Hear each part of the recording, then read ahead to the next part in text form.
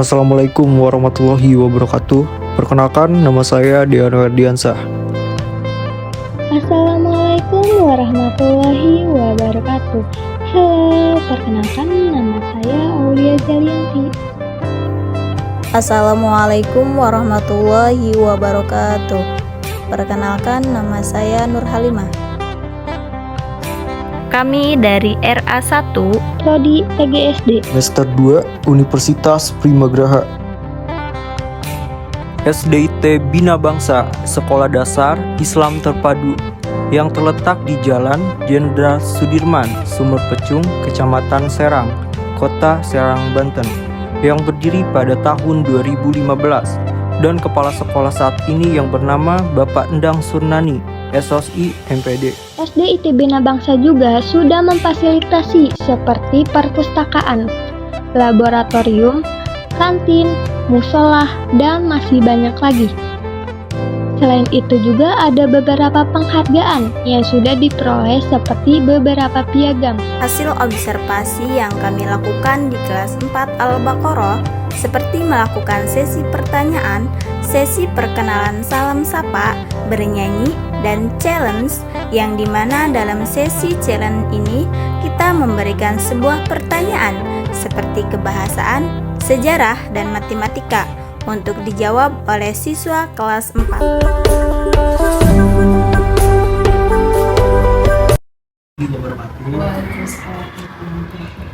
Perkenalkan, saya Deano bersama kedua rekan saya.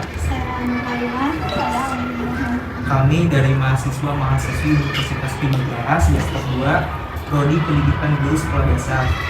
Dan di sini kami berkesempatan untuk observasi di SDIT Bina Bangsa dan juga mewawancarai yang sudah hadir bersama kami, yakni dengan Ibu Tari dari wali kelas 4 ya Bu. Mungkin kita langsung saja ke pertanyaan yang pertama ya.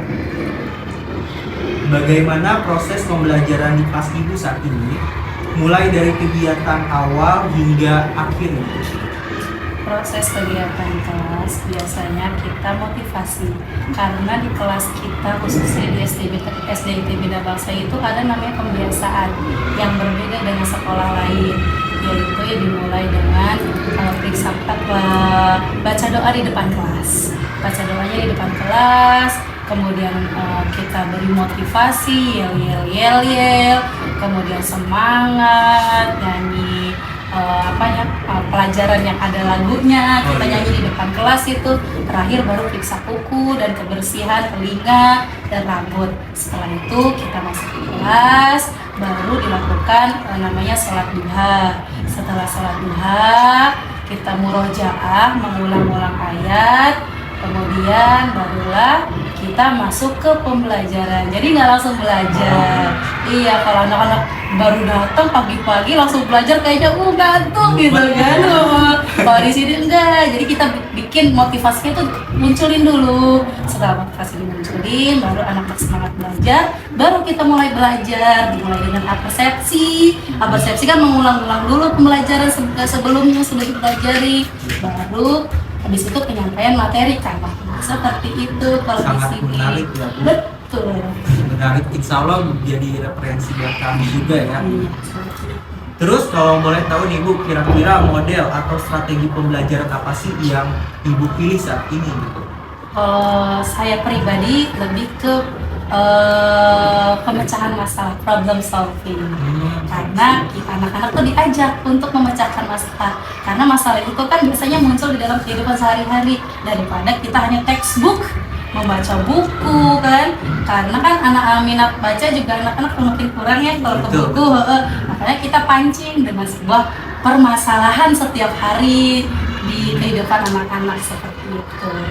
Nah, kira-kira media-media apa saja gitu Bu yang pernah Ibu pergunakan di kelas? Kebetulan kalau di SDIT Bina Bangsa itu alhamdulillahnya kita didukung sangat banyak dengan media pembelajaran, apalagi dengan adanya Infokus di setiap kelas. Jadi kalau kita ingin menanyakan di layar, langsung kita pakai Infokus. Kalau kita mau mendengarkan suara atau musik-musik dengan menggunakan sound gitu, sudah lengkap di sini. Kalau mau ke lab pun di sini sudah ada lab. Sudah ada. Ada labnya, Wow. kayak Microsoft gitu kan, meneliti bakteri-bakteri ada. Komputer pun di sini lengkap, satu satu komputer satu anak. Udah keren banget ya. Iya. Jadi di sini TIK itu diajarkan dari kelas 3, 3, 4, 5 itu udah diajarkan. Kalau boleh tahu nih Bu, kira-kira situasi ruangan ketika Ibu datang itu siswa itu seperti bagaimana gitu dalam menanggapinya, apakah excited atau kalau boleh tahu dalam masing-masing karakter gitu Bu. Seperti yang kita tahu bahwa ada yang pasif dan ada yang tidak. Menurut Ibu bagaimana cara mengatasi persoalan seperti itu Bu? Kebetulan di kelas alhamdulillahnya kita buat namanya kelompok belajar. Jadi setiap anak kan kalau duduknya sendiri-sendiri kan memang pasif ya pasif aja gitu, introvert ya introvert aja. Nah jadi di kelas itu dibuatkanlah kelompok belajar sehingga anak-anak bisa berinteraksi di dalam kegiatan pembelajaran. Menurut Ibu bagaimana sih cara agar siswa ini mempunyai jiwa semangat gitu dalam belajarnya gitu Bu? Kalau Ya, boleh tahu. kalau semangat belajar itu pasti naik dan turunnya pasti ada ya. Nah itu kita lebih berkomunikasi sama orang tua. Iya. Misalnya kita lihat anak ini kok sehari 2 hari murung, kita hubungi orang tuanya, Bun, kakak kenapa ya? Kok 2 hari ini saya perhatikan dia murung sekali di kelas, kenapa? Nah nanti orang tuanya juga kasih tahu. Nah kita yang sudah tahu, kita memberikan semangat ke anak tersebut. Jadi pendekatan kita itu 24 jam sama orang tua. Oh, Kalau di sini pelayanan 24 jam untuk orang tua. Bahkan HP itu harus standby. Kita harus standby, jangan sampai paket itu habis, baterai itu lowbat, itu jangan. Karena pasti kita dihubungin sama orang tua. Seperti itu. Jadi komunikasi antara guru dengan orang tua itu terjalin biar memunculkan semangat belajar anak di kelasnya. Mungkin pertanyaan selanjutnya dari karakter Ibu. Ya Ibu, kira-kira yang Ibu terapkan sekarang ini kurikulum apa Ibu? Kalau di SDIT Bina Bangsa itu kita sudah menerapkan IKM tapi masih belajar IKM yang belajar ya, Iya. mandiri belajar karena masih peralihan antara K13 sama kurikulum IKM. Itu pun hanya baru 2 kelas 1 dan 4. Insya Allah di tahun ajaran ini nambah kelas 2 dan kelas 5 IKM-nya. Jadi bertahap, setiap pergantian kurikulum pasti bertahap, tidak langsung semua kelas langsung ganti enggak. Jadi bergantian 1, 4, 2, 5, tahun depannya lagi 3, 6, dan 6. Jadi bertahap. Karena kan kita juga satu kelas saja banyak paralelnya. Iya. Paling banyak ada 6 bahkan 7 paralel gitu ya. Gitu. Kira-kira Bu, konsep belajarnya bagaimana? Konsep belajarnya kalau IKM itu berbeda ya sama K13 karena kalau K13 kan semua pelajaran jadi satu PB kan. Kalau di IKM itu per pelajaran. Ada pun yang dipisah, yang digabung hanya IPA dan IPS, namanya IPAS. Nah, yang bedanya juga ada P5. Anak-anak tuh sangat senang kalau sama P5.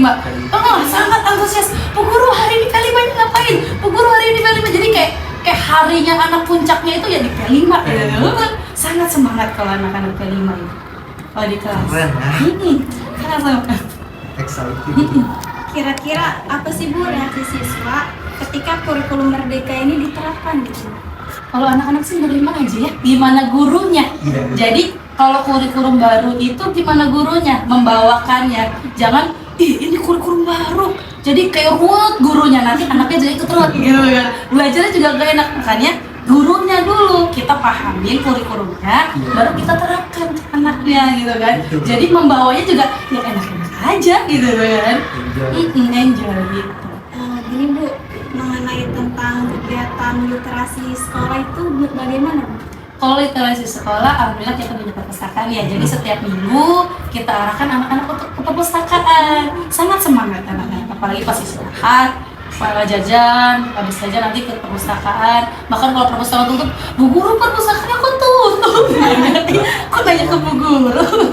Gitu. Berarti kalau perpustakaan itu apa emang ada jadwal khusus? Ada jadwal khusus, bahkan kalau di kelas itu ada yang namanya pojok baca. Pojok baca. Iya, jadi ada tempat suatu space lah gitu ya. Jadi anak-anak itu di situ ada buku-buku dan anak boleh membaca di situ. Mau baca di kursi silakan, baca di bawah lemarinya juga silakan gitu. Jadi ada buku bacaan di kelas. Kalau misalkan kegiatan literasi dalam kelasnya itu bagaimana? Ya itu tadi, ada misalnya kalau ada kayak pembiasaan tadi, selain pembiasaan itu murojaah, anak-anak juga bisa membaca 10 atau 15 menit dulu baca. Nah, buku yang dibaca juga tidak hanya buku pelajaran, tapi ada buku cerita. Setelah anak membaca, baru kita review tadi baca apa, ayo gitu kan. Biar mengolah komunikasi anak sama guru. Mungkin lanjut sama Mario. Berbicara tentang literasi, apakah ada kendala yang dihadapi? Kalau kendala pasti ada ya, namanya anak moodnya beda-beda. Apalagi kalau misalnya anak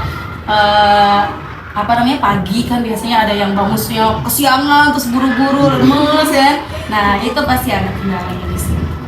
Kan Alia pernah dengar ya tentang AKM. Itu kan asesmen kompetensi lingkungan ya. Bagaimana teman ibu terkait AKM? Kalau AKM itu kita hanya ada di kelas 5, jadi kelas 4 belum ada AKM. Pelaksanaan seperti apa Bu di sekolah Bu? AKM-nya, kalau AKM itu kayak tes kemampuan anak ya, Iya betul. sama penilaian buat sekolah ya. Iya itu AKM biasanya dari dinas yang menunjuk anaknya. Jadi nggak semua anak, yang saya tahu ya, tidak semua anak kelas 5 itu yang ikut ujian AKM.